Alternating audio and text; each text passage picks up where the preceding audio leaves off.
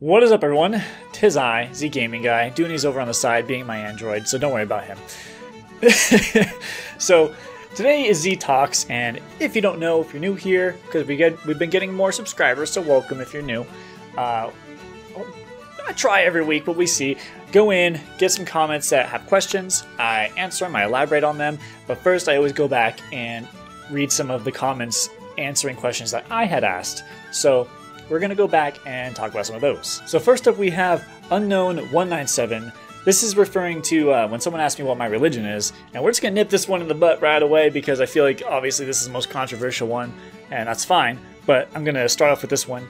This person says, I'm a devout Christian who believes all of the Bible and believe Christ is my savior and would like to see everyone as a Christian, but I love everyone regardless of who they are. Inside is what counts the most. Conversely, we have Californiania. I'll put that up on screen for you. Her post is a bit longer, so I'm not going to read the full thing, but essentially has the opposite of opinion, more towards like what Dooney was saying, how we have different words for the same things, and she thinks it's more science-based. Like I said, I'll have it up on screen so you can read the full thing there.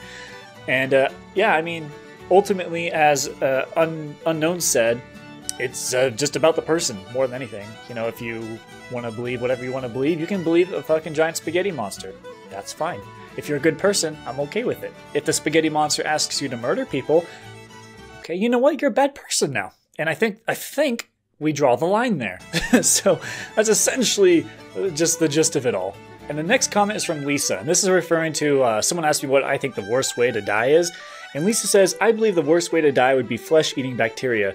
Necrotizing facitis? Yeah, never heard that word, but that one.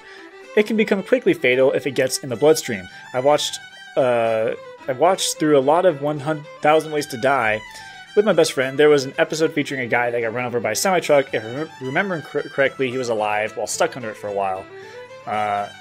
Yeah, just getting eaten alive in general. Like someone else in there had mentioned red ants being put inside and outside of you. And someone else mentioned just being eaten again.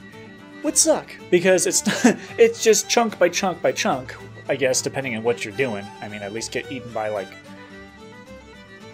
what kills you in one bite? I don't know. Like, it seems like the really big creatures swallow things whole instead of just chewing you. So yeah, you're kind of fucked.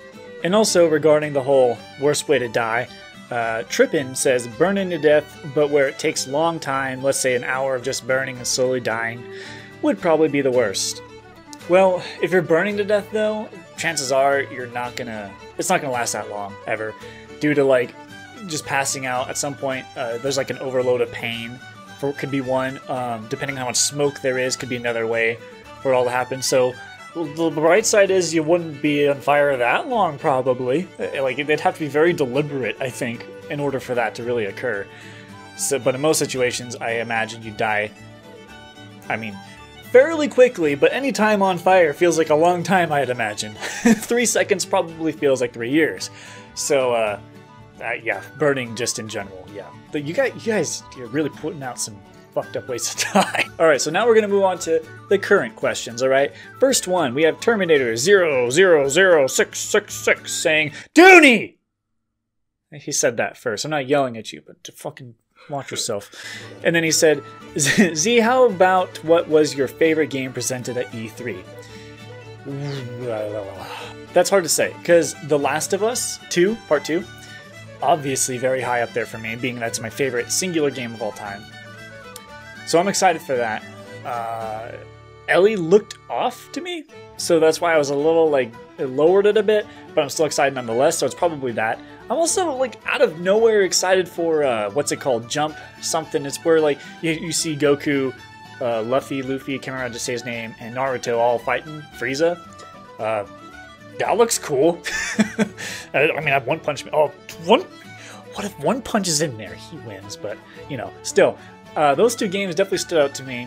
I feel like I'm forgetting something, but that just was the first ones that came to mind, so probably that. My Android informed me it's called Jump Force. Okay, next question we got from Ray over here, saying, again, this is a long one, so I'm going to trim it a bit, I'll leave the full thing on screen for you. For my question this time, do you think it is okay to praise terrible people for good things they do? As in, like, is it fair to ignore talent because they're a whole person, such as O.J. Simpson, should he go down in history as a good football player or murderer? And he goes on to say several other things. And at what point should we separate art and contribution from personality and crime? Interesting question, but at the end of the day, I think...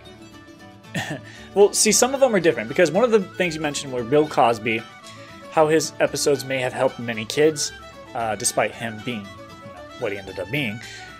But Bill Cosby's case is different than that of OJ's.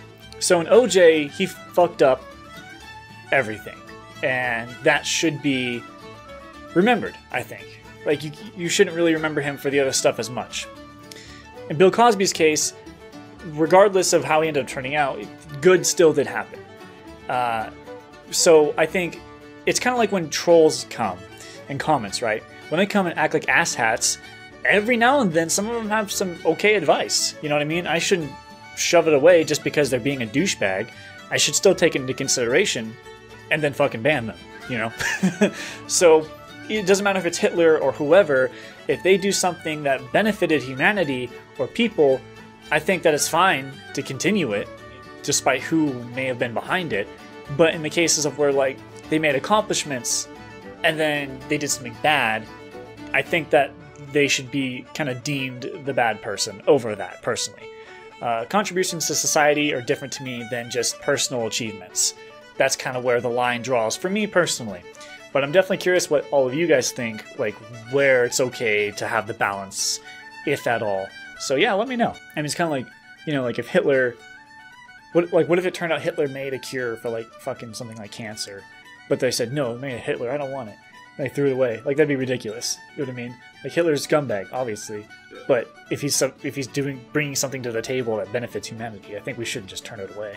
Next up, we have one from Insane Membrane, saying, scenario for you both, would you rather save someone's life and no one finds out about it, or take credit for saving a lot of lives, but it wasn't really you and no one would know the truth?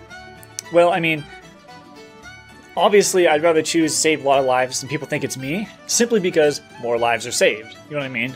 Like, it's just a numbers thing at this point, where sure, like, one person gets saved and I did it, but I think, you know, the world or these people are better off where there's a lot of them being saved. You know what I mean? This is really scummy, obviously. Like, even if I was like, I didn't do it, and people for some reason believe me still, like, I guess whatever. But like I said, more lives are saved at the end of the day, so that's probably, I think that's better.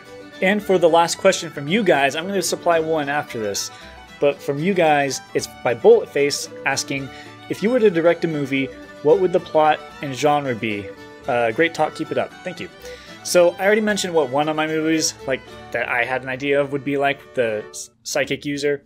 So I'm not going to go over that again. That's in one of my other Mario videos or something. A lot of you have probably already heard it.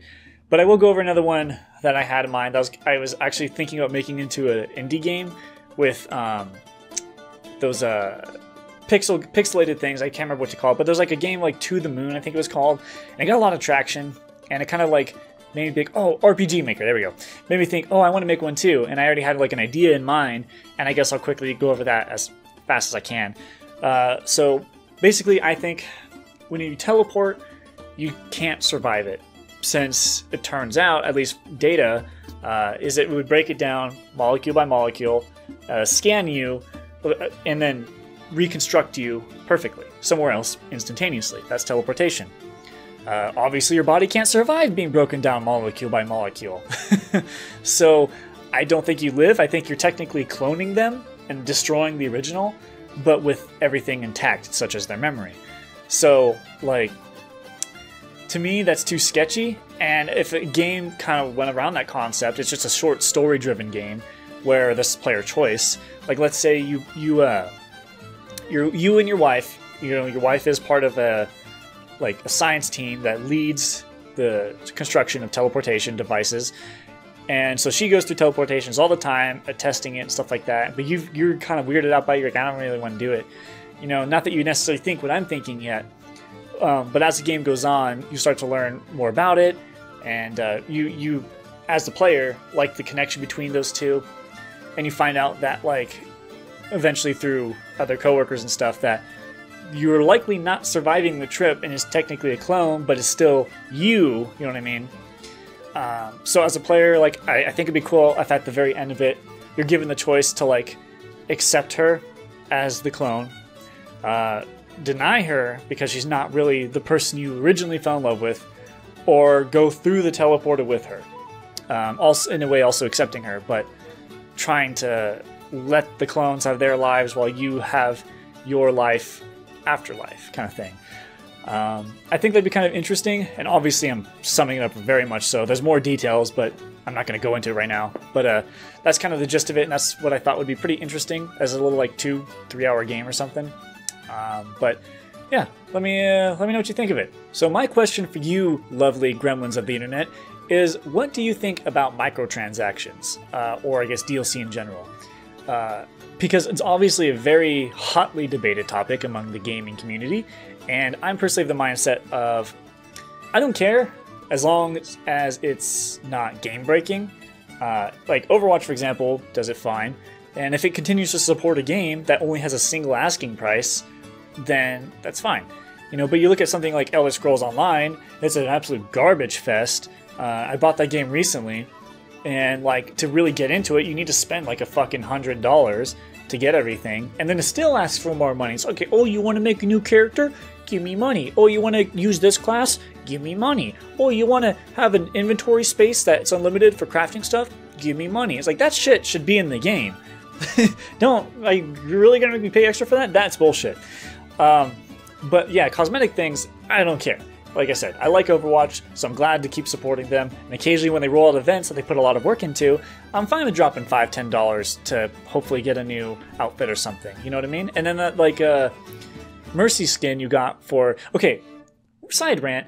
If you're unaware, the guys over at Overwatch made a skin for one of the characters in the game. And it was all pink, and it was related to breast cancer. So basically anything... 100% of the money, like, used to buy that was put towards funding towards breast cancer awareness and stuff like that. So research, not awareness. And the skin was like, I don't know, $15 or something. You know, it wasn't like $2. And people kept complaining, like, I don't want to spend $15 for a skin. Well, it's, no, bitch, you're not spending $15 for a skin. You're donating $15 to this cause, and you're receiving a skin for being a decent person. That's the difference, okay? So, like, it was really annoying just seeing people complain about that. It was like, you're missing the purpose. You're not doing this for the skin. I mean, obviously a lot of them are, but you're doing this to help something. You're for a cause. So, that was a little side thing. I was really annoyed seeing that all the time. But yeah, like I said, I'm very curious what you guys think about microtransactions and where you think the line is drawn. Do you think it's fine as long as it isn't like pay to win type of thing? Do you think all microtransactions are bad? Like, is there some type of cosmetic things that they should like have like naturally? Or do you think microtransactions are fine as long as you're capable of earning it in game? What if it's the other way around? What if you can only earn it through that? When is it okay to do that? I'm curious on things like that because I think you should be able to earn it in game. Maybe there's things that I'm just not thinking of right now. Well, that's fine, but I don't know. I think it gets blown out of proportion a lot, where people just hear the word and they immediately go, "No, not in my game." But it's like it's not that big of a deal. You like just don't buy it then. Obviously, like I said, if it's game breaking where you need to spend 2,000 hours to get this gun that's really good at multiplayer, but they just pay $5 and they get it, yeah, that's bullshit. But if it's just that costume you really wanted, but RNG's not on your side, then quit bitching, I think, personally. So yeah, feel free to ask more questions down in the comments for next time we do this, hopefully next week.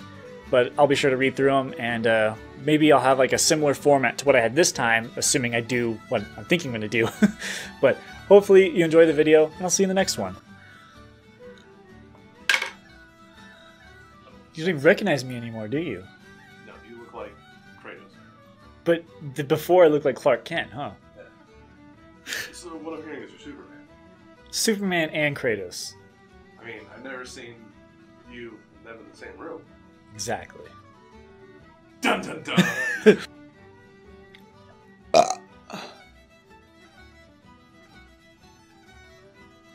You get it now? I understand. That's essentially what my autobiography is about. Yes. It's my favorite video. Chapter 1. When Kevin puked. Oh god. We should do a skit where I'm like, Dooney, play me. Oh god. Dooney, play me Living on a Prayer. You're just singing it like awfully, like terribly, you know? I'm just like.